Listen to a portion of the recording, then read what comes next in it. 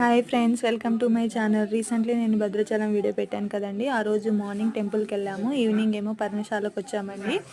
ప్రస్తుతం మేము వచ్చిన ప్రదేశం పేరు ఏంటంటే సీతా వాగు అని పిలుస్తారంటండి. మళ్ళీ దీని ఇంకో పేరు కూడా ఉందంటండి, సీతా బాగ్ అని కూడా పిలుస్తారు. పర్ణశాల నుంచి 1 కిలోమీటర్ దూరంలో ఉందండి. విశిష్టత ఏమిటంటే సీతమ్మ వారి నారచీర గుర్తులండి, మరియు స్వామి వారి ఉత్తరీయమండి గుర్తులు ఉన్నవండి. అవేంటో మీకు చూపిస్తానండి.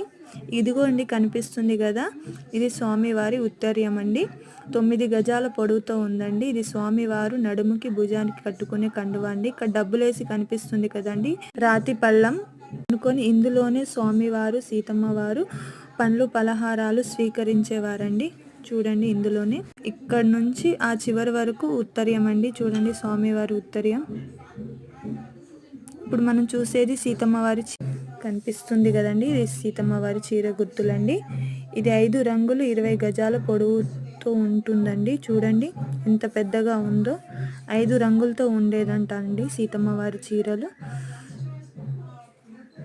చూడండి, ఇదంతా సీతమ్మ వారి చీర గుర్తులండి. ఇక్కడ కనిపిస్తున్నాయి కదండి ఈ గుంటలు. ఈ గుంటల్లోనే ఇక్కడ 14 గుంటలు ఉండేవంట అండి. అందులోనే రాముల వారు సీతమ్మ తల్లి వారు ఆడుకునేవారంట.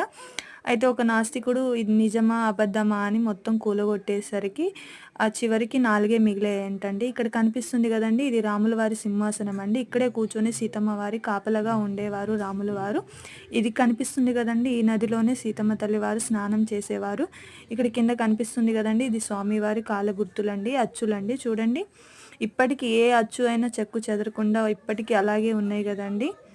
ఇప్పుడు ఇక్కడ శూర్పణఖ చెవులు ముక్కులు కోసిన ప్రదేశం అండి. ఇక్కడ నుంచి ఒక రాయి మనకి వెనక్కేస్తే మనకు కూడా అలాంటి సీతమ్మ వారి కష్టాలు రాకుండా ఉంటాయని అందరి నమ్మకం అండి. చూడండి, మా ఓడు కోక్ తీయడానికి చాలా కష్టపడుతున్నాడు. అన్నీ చూసి వచ్చేసరికి వాడు అలసిపోయినాడు, వాడికి దాహం వేసేసింది. మేమేమో ఇప్పుడు ఈవినింగ్ టైం అయింది కదా, ఏం తీసుకుందామంటే మిరపకాయ బజ్జీలు తీసేసుకున్నాము. ఇక అందరం కలిసి తిన్నాము.